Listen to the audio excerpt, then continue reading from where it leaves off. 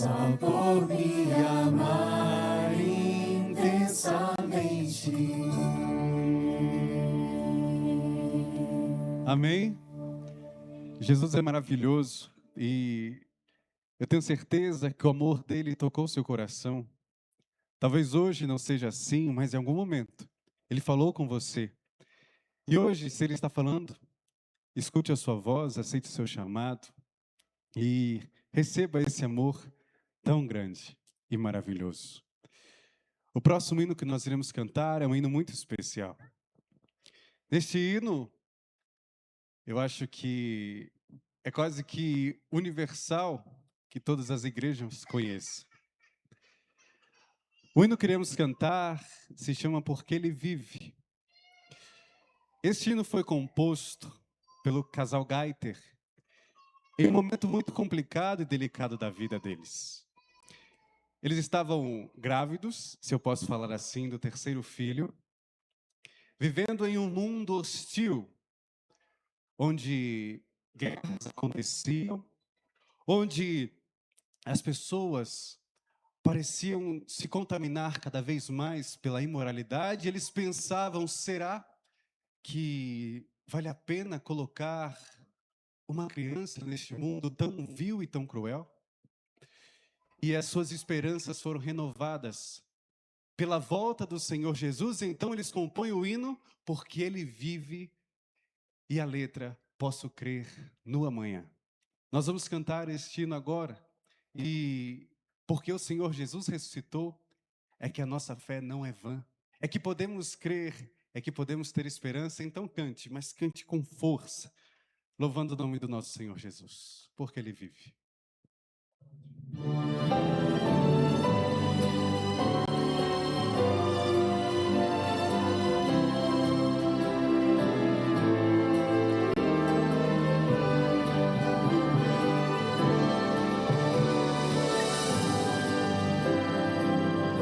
Deus enviou seu Filho amado para sofrer em meu lugar,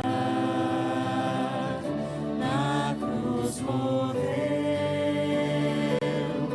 mas vivo agora está, pois ressurgiu e para sempre viverá. Porque Ele vive, posso crer no amanhã.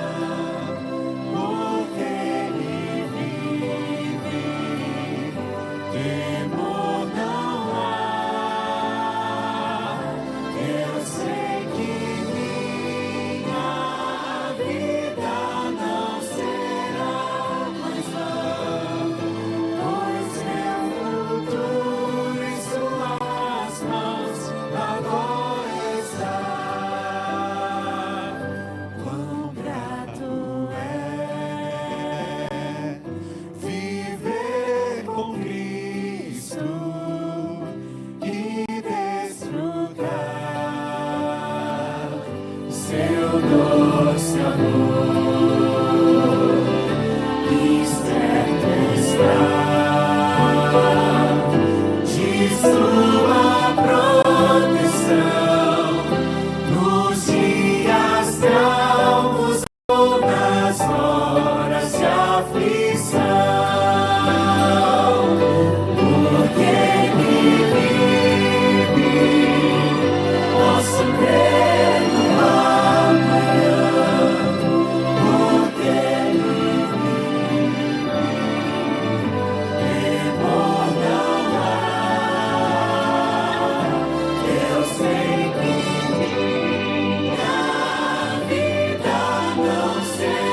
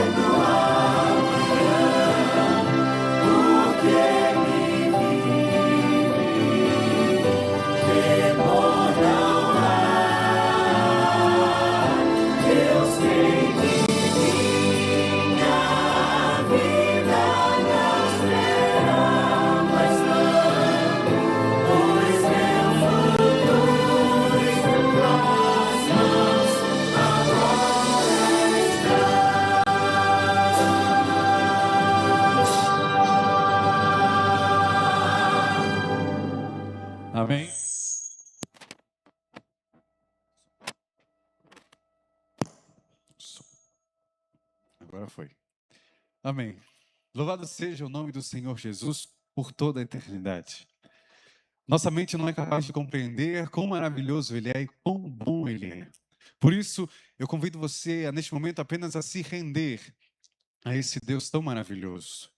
Que seus pensamentos estejam livres de todo e qualquer entulho que te impeça de se aproximar do Senhor Jesus. Que te impeça de prestar atenção no foco e no alvo principal.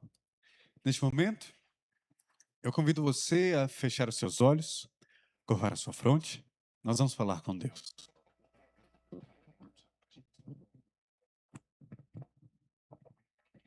Oremos. Querido Deus e amado Pai, obrigado, meu Pai, por o Senhor nos permitir estar em Tua presença mais uma vez. Obrigado, meu Pai, por essa semana abençoada que foi estar contigo. Por cada irmão, meu Pai, que aqui está presente. Que o Senhor possa também estar com os nossos irmãos que infelizmente não puderam estar aqui, mas que o Espírito Santo, meu Pai, esteja no lar de cada um deles. Esteja com nossos irmãos neste mundo que passa por necessidade, que eles possam sentir, meu Pai, a Tua presença. E que a mensagem de hoje possa tocar o nosso coração e que possamos, e que o Espírito Santo nos use grandemente, meu Pai, para passar essa mensagem também para as pessoas em nossa volta. É isso que te peço e agradeço em nome do Senhor Jesus. Amém. Som, som, som, som, som. Chegou então o nosso momento de oração, pode se sentar. E som. Estava com isso? Estava com isso. Então eu vou convidar você mais uma vez. Nós atravessamos mais uma semana em que o Senhor Deus colocou diante de nós desafios, mas uma semana que o Senhor Deus também nos deu muitas vitórias. E eu quero convidar a igreja neste momento a se reunir mais uma vez. Dessa vez você vai compartilhar algo da sua semana que você sentiu o toque e a presença de Deus. Você vai compartilhar as pessoas pelas quais você está orando. E então juntos, nós iremos orar e entoar um hino ao nosso Deus. Então se dividam em grupos de 5 pessoas, mais uma vez. Opte por se reunir com pessoas que você ainda não se reuniu. Compartilhe da sua semana. Compartilhe então das pessoas que você está orando e orem juntos. Tá bom? Vocês terão aí um período de 7 minutinhos.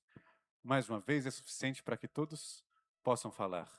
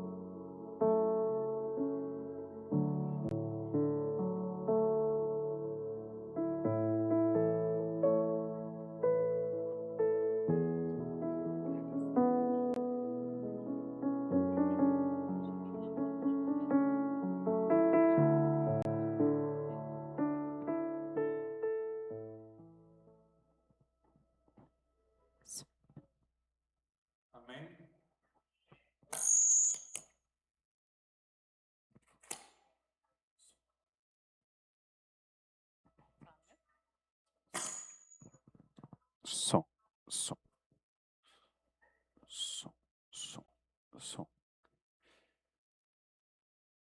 Que momento agradável esse que nós tivemos. Eu vou tentar falar assim. Pode falar do Vitinho. Som. Não está funcionando não, tá? Ah, dá para ouvir aí? Dá para ouvir? É que aqui não dá para ouvir direito. Um momento muito agradável esse que nós podemos ter entre irmãos. Mas ao invés de cantar agora nesse momento, eu quero convidar você para orar mais uma vez, porque infelizmente a mãe do Itamar, ela sofreu uma queda. Ela já é uma senhora de idade e ela quebrou o fêmur.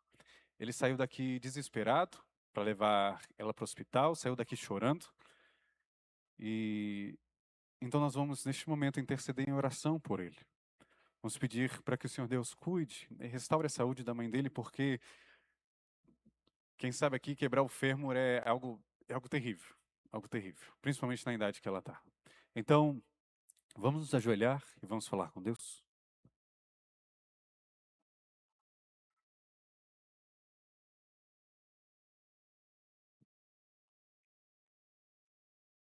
Senhor Deus, nosso Pai,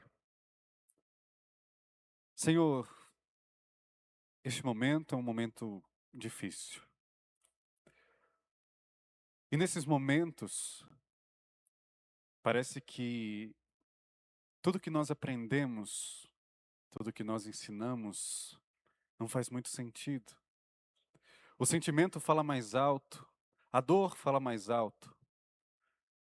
Então, Pai, que o Senhor possa confortar o coração daqueles que estão sofrendo neste momento. Senhor Deus, segura em teus braços de amor o Itamar e a mãe dele e toda a sua família. Senhor Deus, nós sabemos que a tua vontade para a nossa vida é o melhor. Por isso nós clamamos que o Senhor cuide, clamamos que o Senhor restaure. Senhor Deus, na nossa finitude, na nossa limitação, nós não conseguimos compreender muitas coisas, não conseguimos perceber muitas coisas, por isso nós depositamos a nossa vida e a nossa confiança no Senhor. Pai querido, que nesta noite, esta família possa sentir o teu toque, esta família possa sentir o teu cuidado, os santos anjos cuidando, protegendo, guardando. Senhor Deus, que toda e qualquer armadilha do inimigo não seja eficaz contra eles. Pai, assim como o Itamar, nesta noite, está passando por esse momento de tamanho sofrimento, há muitas outras pessoas que estão passando por isso também. Por isso, Senhor Deus, nós só podemos confiar em Ti, porque nossas mãos estão atadas, nós, com nossa limitação, não conseguimos fazer nada, não conseguimos ajudar. Então, o que temos de mais precioso, nós queremos entregar a esta família, que é a nossa confiança em Ti. O que temos de mais precioso, que é a Tua presença, nós pedimos que seja com cada um deles. Senhor Deus, mesmo que nós não entendamos, que possamos permanecer fiéis ao Teu lado. Tudo isso nós te pedimos e agradecemos no nome do Senhor Jesus. Amém.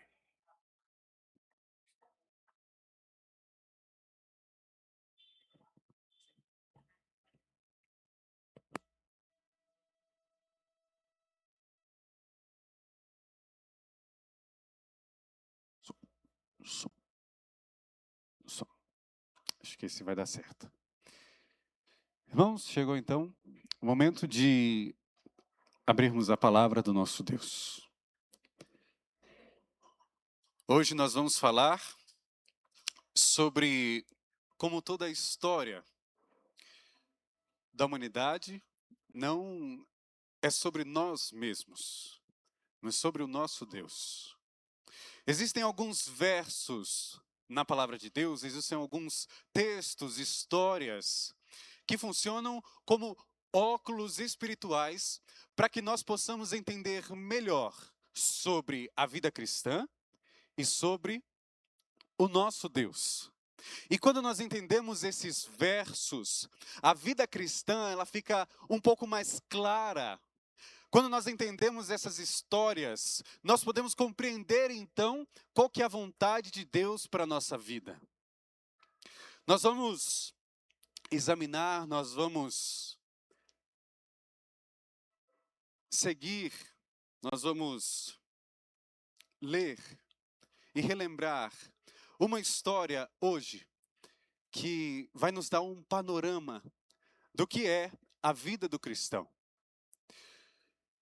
Eu quero ler um desses textos antes de irmos para essa história com você. Abra sua Bíblia em João, no capítulo 9. Nós vamos ler a partir do verso 1. João, capítulo 9, verso 1 é um desses textos que vão funcionar para você como um óculos espiritual. E você vai compreender mais sobre Deus e sobre a vida do cristão. Todos acharam? Quem achou, diga amém. Abra sua Bíblia, acesse o seu celular.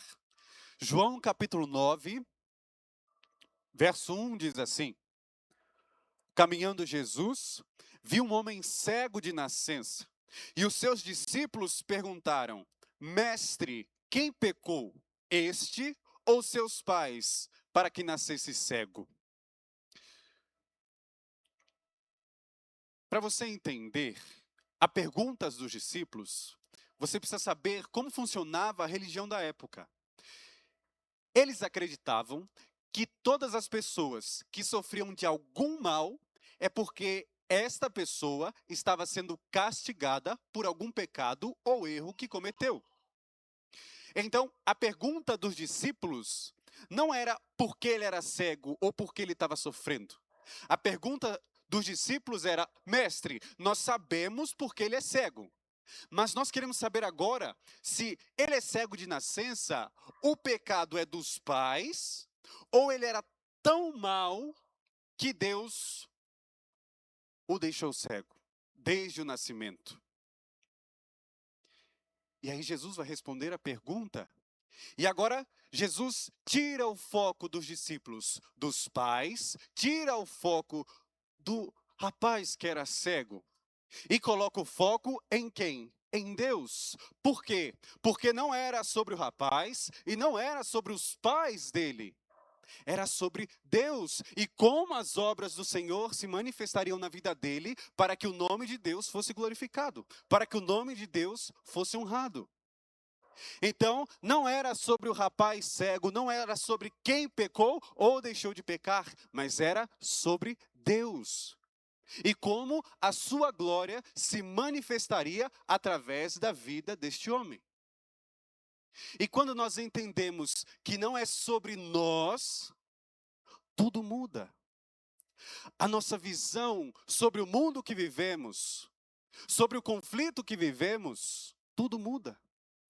E eu quero ver uma história, examinar uma história com você neste momento, que vai nos dar um panorama do que é este conflito, do que é a vida do cristão, onde não é sobre ele, mas é sobre Deus. Vamos para Gênesis, capítulo 37.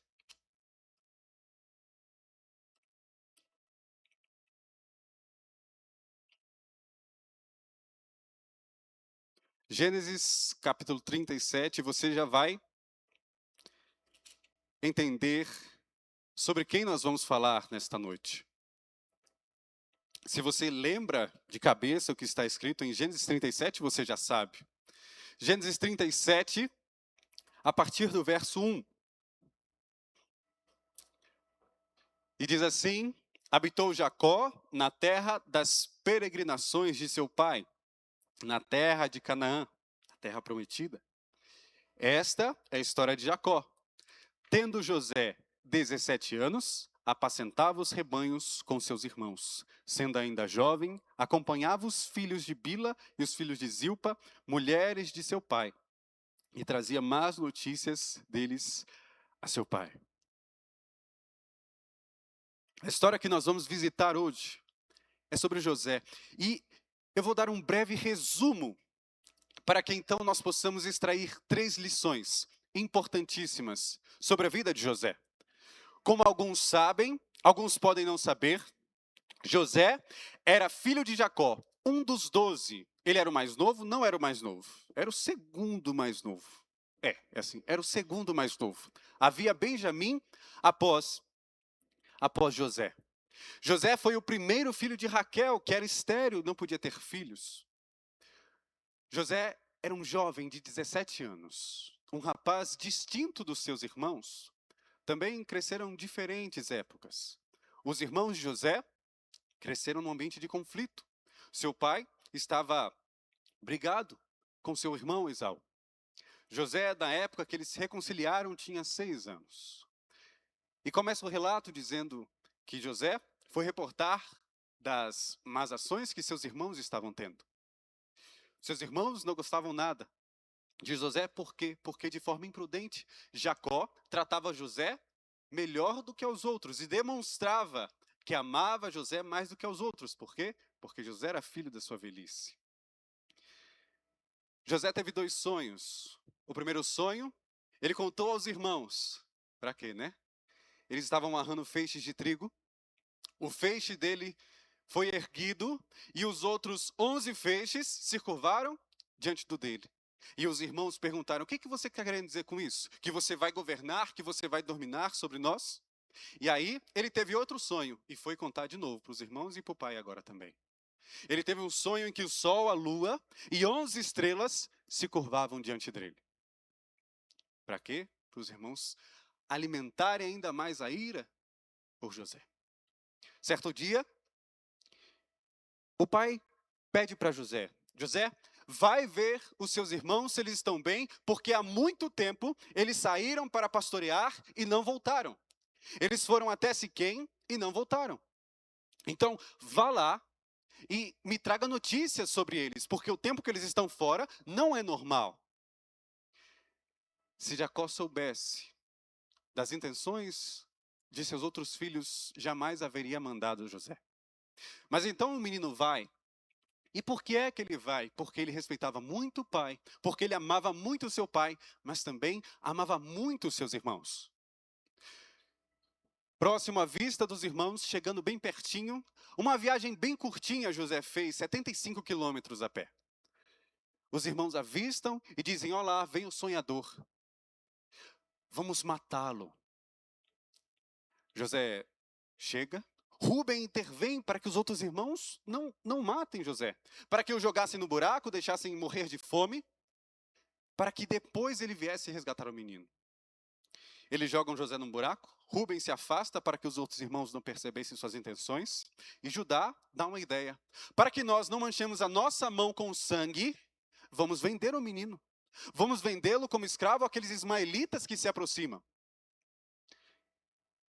E foi assim que fizeram. Venderam José como escravo. Quando Rubem volta, ele rasga suas vestes e diz: o que farei eu sem o menino? Porque ele sabia que quando voltasse para casa sem José, seu pai ficaria desolado. E foi o que aconteceu. Em vez de contar a verdade, eles esquematizaram um plano para que eles não fossem responsabilizados pela vida de José ou pelo que aconteceu com ele. Vamos matar um bode e encharcar a túnica dele com o sangue. Eles fizeram isso. E o que eles fizeram? Eles não entregaram para Jacó, eles enviaram para Jacó. Quando Jacó recebe a túnica de José com sangue, ele desaba. Ele chora de forma que o coração dele não suportava. Ele dizia que desceria à sepultura com seu filho. O que os irmãos fizeram foi permitir que o pai sentisse uma culpa que não era dele. Porque imagine os pensamentos de Jacó: se eu não tivesse enviado o menino, ele estaria vivo agora. José chega no Egito, agora é escravo, é vendido para a casa de Potifar. Na casa de Potifar se torna um jovem de muito valor, alguém fiel e temente ao Senhor, e Potifar percebe isso. O menino então agora é responsável por toda a casa, por toda a administração. Potifar confiava 100% em José para cuidar de todas as suas coisas. Tanto que ele só chegava em casa e comia. Mas certo dia, a esposa de Potifar teve interesse por José e disse: deita-te comigo. E José faz uma das declarações mais bonitas da Bíblia. Porque a preocupação dele não era se alguém estava vendo, a preocupação dele não era se ele era líder do ministério jovem, se ele era membro da igreja. A preocupação dele era não pecar contra Deus. E então ele recusa. E pela recusa, a mulher fica irada. E então acusa injustamente José. Potifar conhecia a esposa que tinha. Potifar conhecia José. Sabe quanto tempo José ficou na casa de Potifar? 10 anos. 10 anos serviu como escravo na casa de Potifar. E ele o conhecia, mas para que a reputação da sua casa não fosse manchada, ele leva o menino para ser preso. José é preso e então, na prisão, é tratado mal pelo guarda, pelo carcereiro. Até que o tempo passa, ele tem valor, ganha valor diante do guarda. Certo dia, são lançados 2 homens, um padeiro e um copeiro. José vai interpretar o sonho dos 2. Um, depois de 3 dias morreria. Outro, depois de 3 dias, seria restituído ao cargo, ao lado de Faraó. Um sai, o outro é morto. E José, quando interpretou o sonho do copeiro, ele diz assim: quando você estiver ao lado de Faraó, quando ele restituir a sua posição, lembra de mim. O que aconteceu? O copeiro esqueceu de José. E José ficou na prisão por 2 anos. 2 anos ficou esquecido ali. Até que o Faraó tem um sonho, 2 sonhos. E sonhos bem conhecidos. No primeiro sonho, ele vê subindo o rio 7 vacas belas e gordas. E depois do rio emergem 7 vacas magras e feias. E essas 7 vacas magras e feias fazem o quê? Comem as vacas gordas e belas. E o segundo sonho, ele sonha com espigas de milho bem robustas. E depois 7 espigas mirradas, feias, surgem e fazem o quê? E devoram as outras espigas. O copeiro imediatamente lembra da sua ingratidão e do homem que o aliviou e o trouxe conforto, que ele havia esquecido. Então ele fala para Faraó de quem? De José. José vai até o Faraó, interpreta o sonho de Faraó. Faraó, o sonho que você teve, só Deus pode interpretar. E Deus disse que é o mesmo sonho, tanto das 7 vacas, como das 7 espigas. E este sonho representa 7 anos de muita fartura na terra do Egito.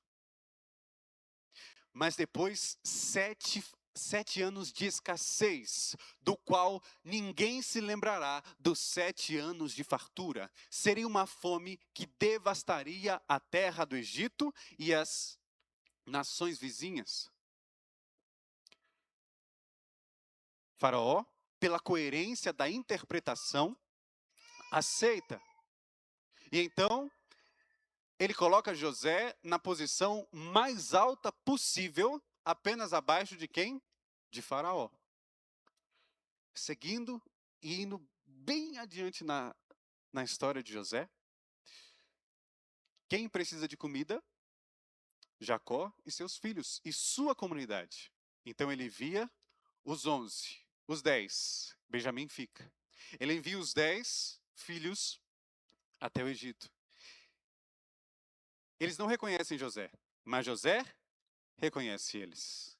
José faz diversos testes. Fala que eles devem trazer o menino, porque senão eles ficariam presos. Nesses testes, José percebe, seus irmãos haviam mudado completamente.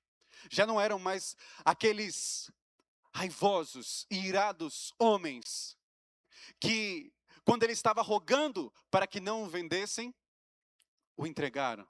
Agora eram homens diferentes, arrependidos e que se martirizavam pelo que haviam feito com o irmão mais novo. José os perdoa, revela quem é. E então encontra seu pai morre, ele morre e chega ao fim a história de José. Agora, quais são as lições que nós podemos extrair da vida de José?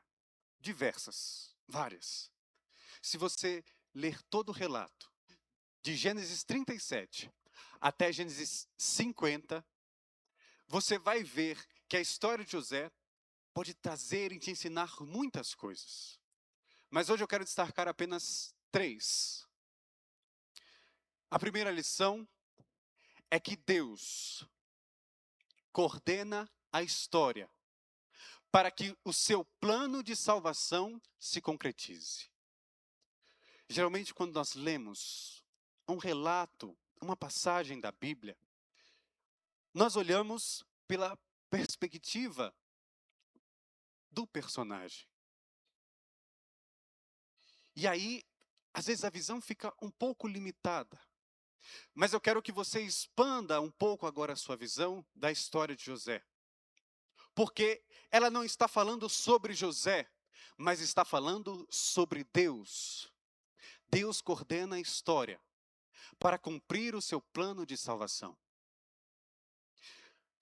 José não sabia por que estava passando tudo aquilo, mas Deus sabia. E quando José é vendido como escravo, é preso, é levado até Faraó, tudo isso era para uma coisa: para que Deus cumprisse a promessa feita a Abraão no capítulo 12, no capítulo 14, no capítulo 17 de Gênesis. Quando Deus diz a Abraão: de ti farei uma grande nação, Deus estava cumprindo a sua promessa através de quem? De José. Todo o sofrimento que José passou foi para preservar a descendência e o povo de Deus. José, sendo governador do Egito, preservou as 12 tribos de Israel, do qual faziam parte seus irmãos. Havia tudo para dar errado. A família de José era completamente conturbada. As esposas de seu pai viviam em guerra, brigando umas com as outras. Raquel e Lia sempre discutiam. Lia se vangloriando porque conseguia dar muitos filhos a Jacó, e Raquel por não conseguir dar nenhum. Até que Raquel chega para Jacó e diz assim: ó, se deita aqui com a minha serva, e o filho dela será o meu filho com você. E Lia, vendo o que Raquel fez, faz a mesma coisa. E eles crescem nesse ambiente, dividido. Os irmãos que viram o seu caçula crescer por 17 anos, agora tentam matar. José é vendido como escravo. E olha, ser vendido como escravo era pior do que a morte até os dias de hoje. Humanamente falando, era impossível que a promessa de Deus se cumprisse, porque tudo conspirava contra. Parecia que o povo de Deus não permaneceria. A fome que veio e que desolaria a terra mataria tudo e a todos. Mas eu quero ler com você o capítulo 50, no verso 20. José entendeu que a sua história não era sobre si mesmo. José entendeu que a história era sobre Deus. Olha o que ele diz no verso 20 do capítulo 50 de Êxodo. Vós, isso é José falando para os seus irmãos, vós, na verdade, intentastes o mal contra mim, porém Deus o tornou em bem, para fazer como vedes agora, que se conserve muita gente em vida. Através de José, muitas vidas foram poupadas, muitas vidas foram salvas. as tribos de Israel. No meio das tribos, havia uma tribo, Judá. Da tribo de Judá veio Davi. Da linhagem de Davi veio o Messias. A história de José nos mostra como Deus coordena tudo para que o seu plano de salvação se cumpra. Não é sobre José, é sobre como Deus do mal pode fazer o bem.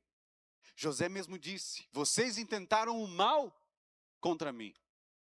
E quanto sofrimento José não passou. Imagina você.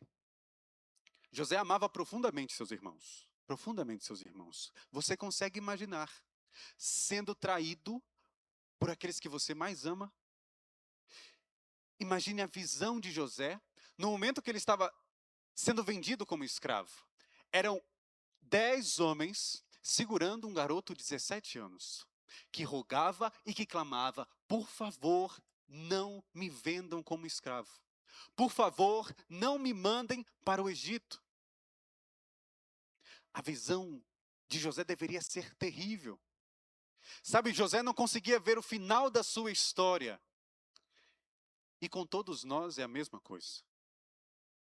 Às vezes, quando você passa pelo vale da sombra da morte, quando você passa pelos períodos mais difíceis da sua vida, você não consegue ver o final. E o que resta para você é confiar em Deus. É saber que o seu caminho está guardado por aquele que pode todas as coisas. José não tinha visão nenhuma, apenas do seu sofrimento. E por algum período ele ficou muito deprimido. E José poderia ter escolhido se apegar ao ódio, se apegar à vingança, e permitir que aquilo alimentasse a sua vida, que a mágoa tomasse conta do seu coração e te destruísse, mas não foi o que ele fez. José se apegou a Deus e no final da sua história ele entendeu: é Deus quem coordena tudo. Não é sobre mim, não é sobre o que acontece comigo, é sobre o que Deus pode fazer através de mim. E através da vida de José, o Senhor Deus salvou milhões de vidas. O Senhor Deus manteve a linhagem que traria o Messias a este mundo. E porque o Messias veio, nós recebemos a salvação. E porque o Messias veio, hoje podemos nos alegrar, hoje podemos ter esperança. Nós sabemos o final da história, porque nós estamos lendo. Aqueles homens não tinham isso. Por isso que se eu não me apego às promessas de Deus, eu vou ficar desesperado. Eu vou ficar perturbado. Eu vou ficar me questionando: Senhor Deus, por que comigo? Por que eu? Por que logo hoje? Mas Deus, eu fiz isso, eu fiz aquilo. Eu busquei o Senhor, eu clamei pelo Senhor, e por que é que eu estou sofrendo? Porque você não entendeu que não é sobre você, é sobre Deus e o que Ele pode fazer. Não foi Deus quem causou o mal ao Egito, não foi Deus quem causou o mal a José, mas foi o pecado humano que causou tudo aquilo. Mas desse pecado, do mal que causa o mal, Deus pode trazer bênção, Deus pode fazer maravilhas. Assim como eu tenho certeza que Deus tem feito na vida de muitos aqui. Quando você lembra da sua história, porque a palavra lembrar nos remete ao passado, e você pensa: como é que eu cheguei até aqui, se não pelas mãos do Senhor? Porque não existe outra explicação. Você poderia estar em qualquer outro lugar. Então, quando você estiver sofrendo, quando você estiver no seu pior momento, lembre-se das promessas de Deus e entenda que a história não é sobre você, mas sobre a restauração que Deus vai trazer para este mundo. Quando o Senhor Jesus voltar, a nossa esperança vai se concretizar. E então, tudo que você passou vai parecer nada. Sabe as dores do parto?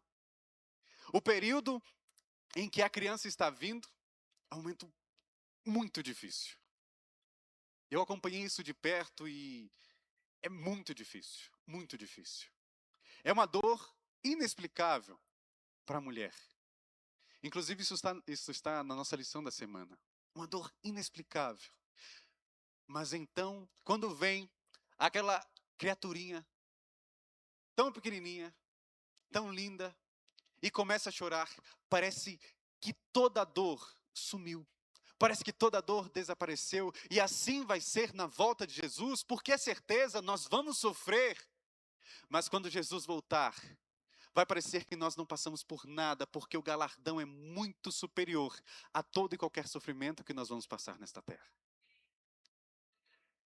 A segunda lição que nós podemos extrair da história de José é que Deus quer um povo, Deus quer pessoas que reflitam o seu caráter. Deus não quer que você, como adventista do sétimo dia, o represente apenas quando está na igreja. Deus não quer que você o represente apenas quando você está numa semana de evangelismo, apenas quando você está numa programação super bem feita. Deus quer que você o represente onde quer que você esteja. Foi assim com José. O Senhor Deus moldou o caráter de José em todos os momentos para que José o representasse onde quer que ele estivesse. José foi fiel como filho. José foi fiel como escravo. José foi fiel como governador. Você já ouviu aquela frase? Quer conhecer um homem, dê poder a ele? Todos já ouviram. E quando José recebeu poder, nós o conhecemos. Ele permaneceu o quê? Um servo fiel do Senhor. A história de José não é sobre como Deus vai te exaltar ou sobre como Ele vai te fazer prosperar, mas sobre como Ele pode agir na sua vida. A pergunta que eu tenho que fazer não é, Deus, o que eu faço para ser bem-sucedido? Mas a pergunta que eu tenho que fazer é, Deus, o que eu faço para que o seu caráter possa se revelar através de mim? E isso são todos os dias e em qualquer lugar. Na igreja, aqui onde nós estamos hoje, é muito fácil, porque nós vemos outros irmãos fazendo isso. Eu preciso parecer desse jeito aqui, para que ninguém perceba que há nada de errado na minha vida. Mas não é isso que Deus quer de você. Deus não quer a forma, Deus não quer a aparência, Deus quer o coração. E todos os dias, o Senhor Jesus diz, meu filho, minha filha, me dá o teu coração. Não importa o que você faz, eu quero você perto porque eu te amo.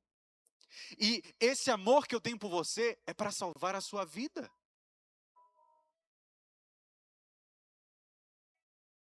Música bonita. É para salvar a sua vida. E José foi fiel o tempo todo, porque ele permaneceu em Cristo. José cresceu num lar com um pai que o amava muito. José cresceu com uma influência positiva daqueles que estavam ao seu redor, seu pai. Um homem temente a Deus, um homem que prestava culto e sacrifícios ao Senhor.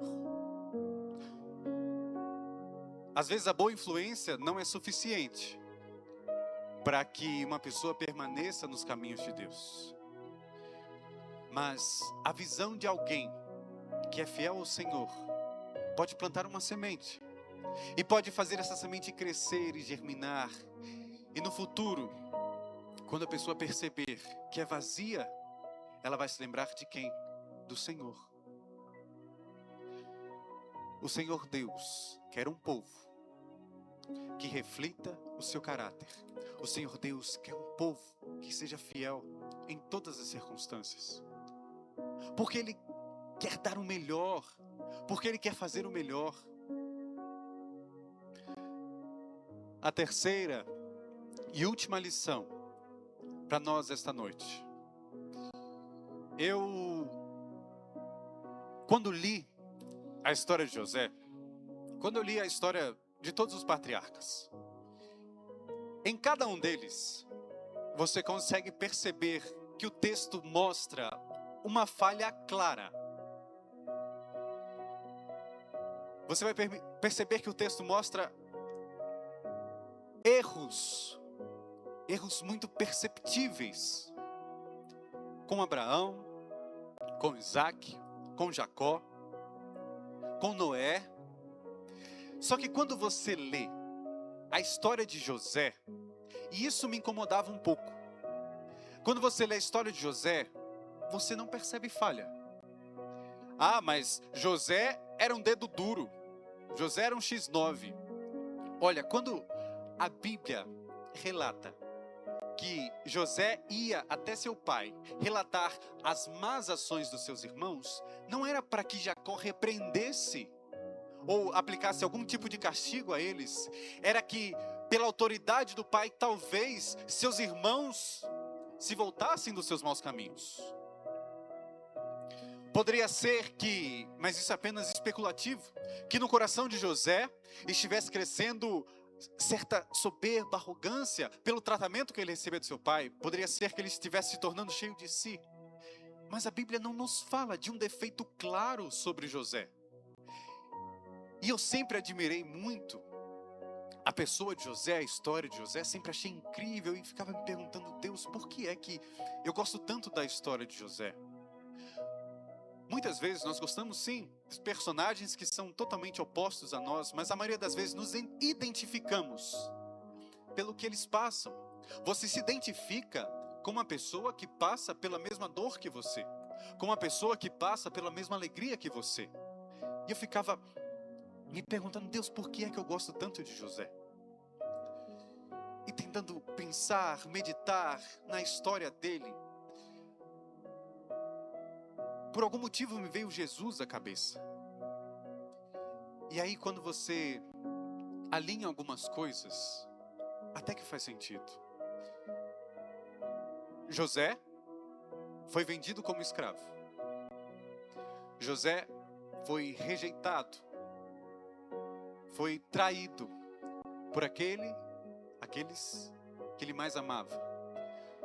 José salvou muitas vidas por causa do seu sofrimento.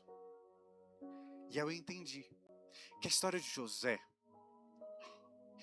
é apenas uma pequenininha representação do que Cristo fez por cada um de nós. Em Cristo se cumpriu no nível máximo tudo o que José representava. E aí eu consegui entender. É por isso que eu gosto tanto da história de José. Porque me lembra de Jesus. E eu amo Jesus. E eu não posso rejeitar. Eu não posso negar esse amor. Porque é muito maior do que eu. Existem algumas falas de José que nos fazem compreender e entender ainda mais o que é a nossa vida e a nossa caminhada com o Senhor Jesus. Abra sua Bíblia no capítulo 45 de Gênesis. Nós vamos ler a partir do verso 5. Este é o momento que José se dá a conhecer aos seus irmãos. Este é o momento que José se apresenta e diz quem ele realmente era. E Gênesis 45, 5 diz assim: Agora, pois, não vos entristeçais, nem vos irriteis contra vós mesmos, por me haverdes vendidos para aqui, porque para a conservação da vida, Deus me enviou adiante de vós. Porque já houve 2 anos de fome na terra, e ainda restam 5 anos em que não haverá lavoura nem colheita. Deus me enviou adiante de vós, para conservar vossa sucessão na terra, e para vos preservar a vida por um grande livramento. E o verso 8, e o mais especial: Assim, não foste vós que me enviastes para cá, e sim Deus, que me pôs por pai de Faraó, e senhor de toda a sua casa, e como governador de toda a terra do Egito. Não foram vocês que me enviaram para cá. Não foram as ações de vocês que me mandaram para cá, mas foi Deus. É Deus quem tem conduzido a sua história. E a terceira lição, que eu ainda não disse, é que a nossa vida, a nossa fidelidade, a nossa história tem que mostrar Cristo às outras pessoas. O que eu faço no íntimo e no público tem que mostrar Cristo às pessoas. A história de José me mostrou Jesus.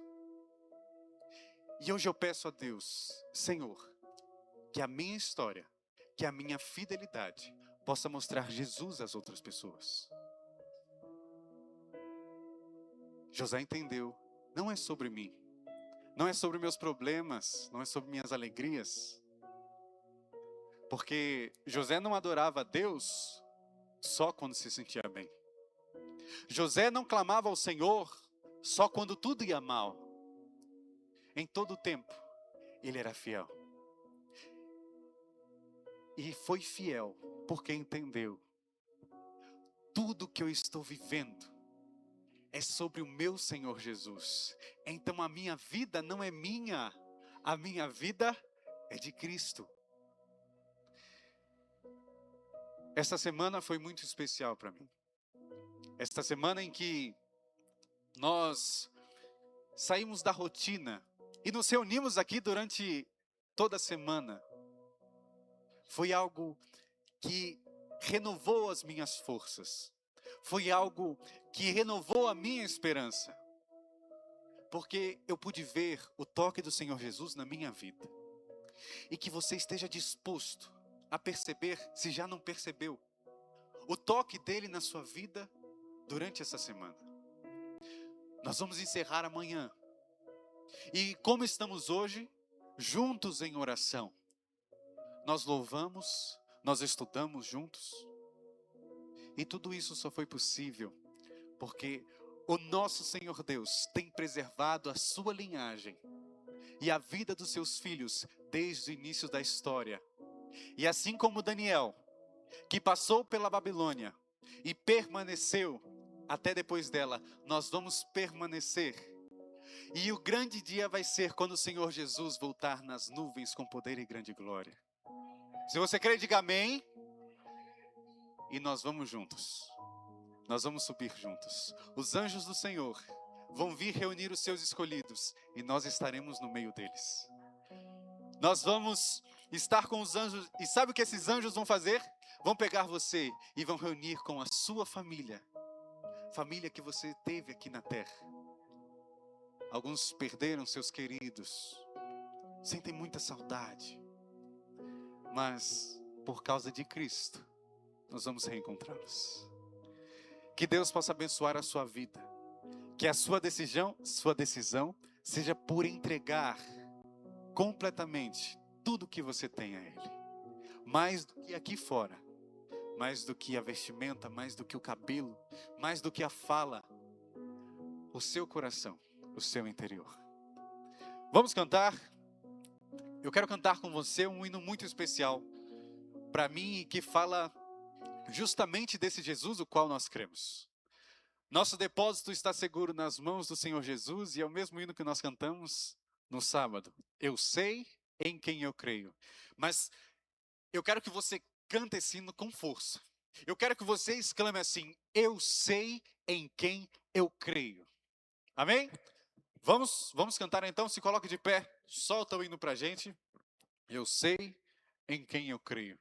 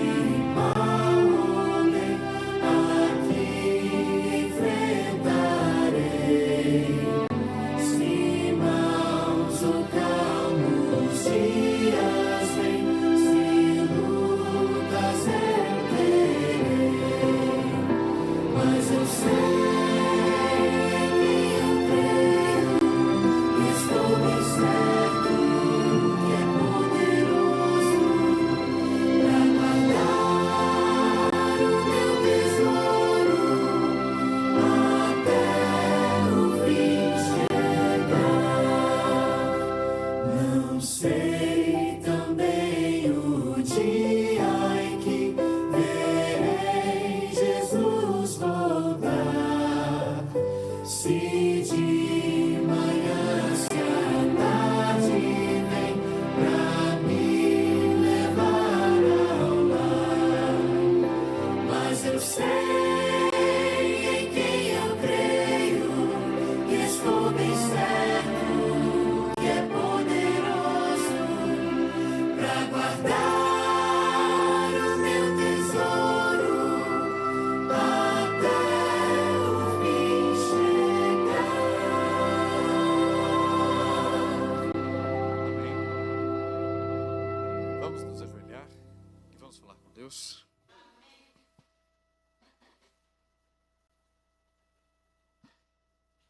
Senhor Deus, que privilégio é estar na tua presença.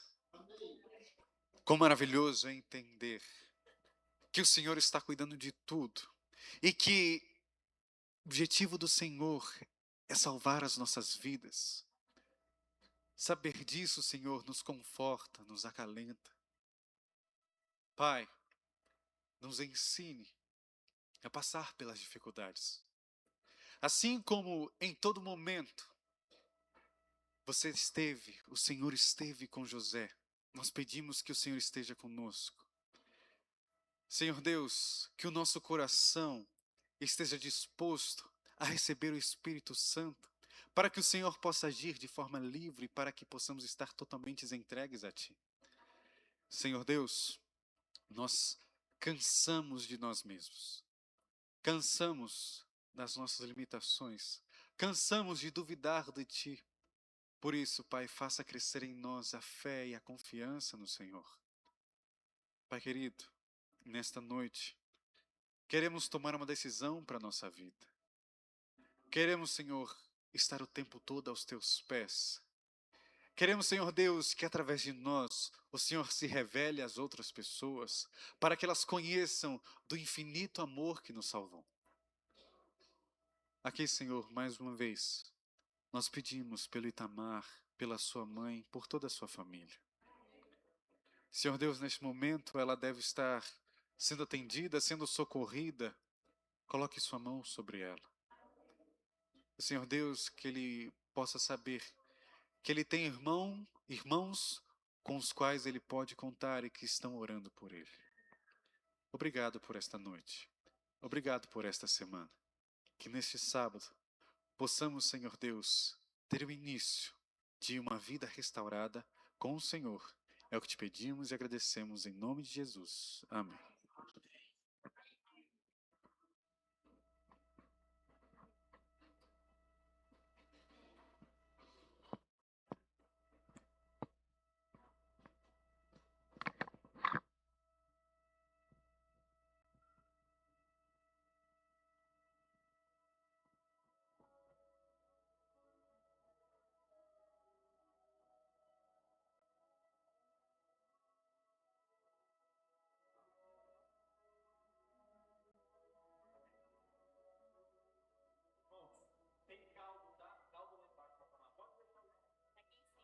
É aqui em cima, tem um caldo quentinho aí para vocês aí fora, tá?